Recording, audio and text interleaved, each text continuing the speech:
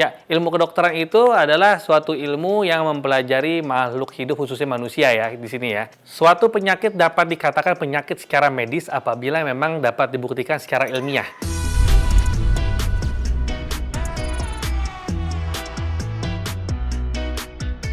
Ilmu kedokteran adalah ilmu dari cabang biologi sebetulnya ya, yaitu dia mempelajari tentang anatomi, yaitu organ-organ apa namanya dan di mana ya. Kemudian yang kedua adalah fisiologi, yaitu fungsi dari organ-organ tersebut. Kemudian yang ketiga adalah patologi ya. Apabila fungsi itu terjadi gangguan, maka terjadi penyakit atau kondisi yang salah, itu disebut patologi.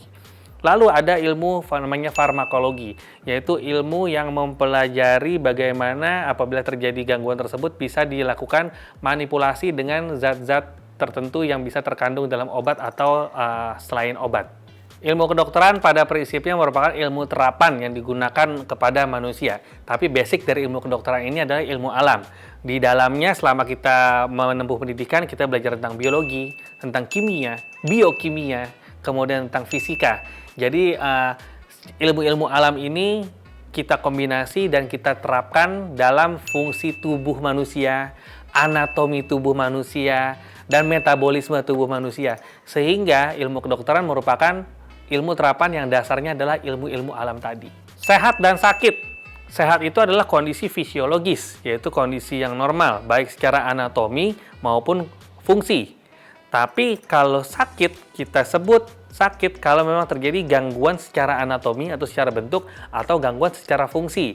Jadi kondisi ini harus dibedakan, sehat dan sakit. Yang satu secara fisiologi normal, yang satu secara fisiologi ada gangguan. Suatu penyakit dapat dikatakan penyakit secara medis apabila memang dapat dibuktikan secara ilmiah.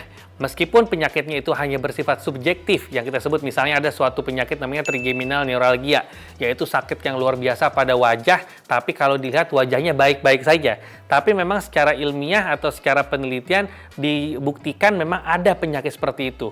Dan penyakit ini juga tipikal ya, arti tipikal di sini dia memiliki rasa sakit di area-area tertentu yang memang secara anatomi sesuai dengan penjalaran saraf-saraf tersebut. Meskipun si dokter tidak dapat membuktikan sakitnya itu memang sakit, tapi sakit yang dirasakan pasien bisa dideskripsikan sesuai dengan anatomi dan fungsi yang dapat dibuktikan secara ilmiah. Jadi itulah penyakit yang dapat dibuktikan secara medis. Kalau menurut saya, pasien adalah seorang mitra dari dokter yang datang untuk melakukan konsultasi atau apapun mengenai kesehatannya. Baik itu sudah sakit ataupun hanya berdiskusi untuk screening atau mencegah suatu penyakit. Itulah definisi pasien. Untuk mendiagnosis suatu penyakit, maka seorang dokter perlu bertemu pasien karena pasien akan menceritakan keluhan utamanya apa yang menyebabkan dia datang ke dokter. Kemudian keluhan utama ini akan digali lagi pertanyaan oleh seorang dokter untuk mengetahui riwayat penyakit dahulunya, riwayat obat-obatan yang dikonsumsi dan segala macam. Bahkan riwayat keluarga dan keturunan secara genetik juga harus diketahui. Setelah itu, dokter akan melakukan pemeriksaan fisik untuk mengkonfirmasi apa yang dikeluhkan pasien itu. Apabila pemeriksaan fisik sudah dilakukan dan dirasa diperlukan pemeriksaan lebih lanjut, maka akan dilakukan pemeriksaan penunjang seperti laboratorium, ronsen, MRI, CT scan, dan seperti itu ya. Nah, setelah itu dilakukan, maka akan ditarik kesimpulan bahwa pasien tersebut kemungkinan memiliki penyakit 1, 2, 3, 4. Baru kemungkinan. Ini yang kita sebut namanya diferensial diagnosa atau diagnosa banding. Setelah itu, akan dilakukan cross-check ulang, pemeriksaan ulang untuk membuang diagnosis yang kira-kira tidak relevan dengan keluhan pasien saat ini. Begitulah cara dokter membuat diagnosis atau menegakkan diagnosis. Seorang dokter bertujuan untuk memberikan solusi terbaik kepada pasiennya.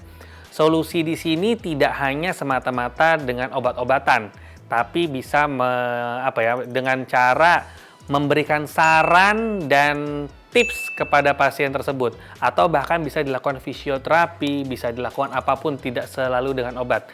Karena obat merupakan salah satu solusi, tapi bukan satu-satunya solusi. Dan setiap dokter pasti ingin memberikan yang terbaik terhadap pasiennya agar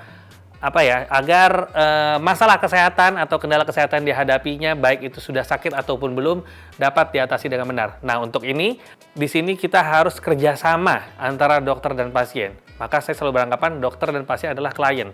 Karena si dokter memberikan solusi, si klien atau si pasien melakukan saran dokter dan menghindari apa yang tidak diboleh dikerjakan dan melakukan apa yang diharuskan atau disarankan. Maka apabila ini sudah klop, insya Allah pasiennya sehat. Sekian pembahasan saya kali ini. Saya Dr. Zeki Yombana, spesialis saraf. Sampai berjumpa di episode selanjutnya.